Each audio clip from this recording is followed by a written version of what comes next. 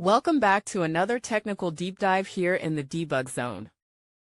Today we're tackling a big question and breaking it down with insights from other users. Hopefully this clears up some misconceptions and helps you get the answer you need. So buckle up, stay a little curious, and let's jump right in.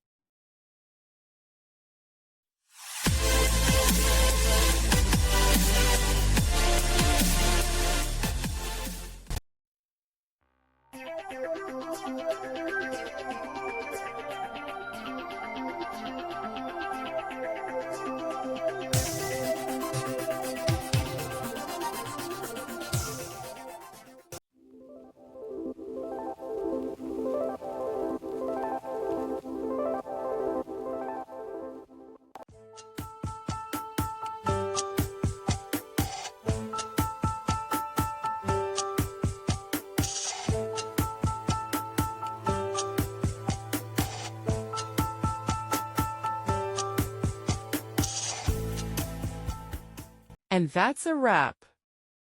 I hope you found the answer you were looking for. If you did, take a second to hit that subscribe button. It really helps out.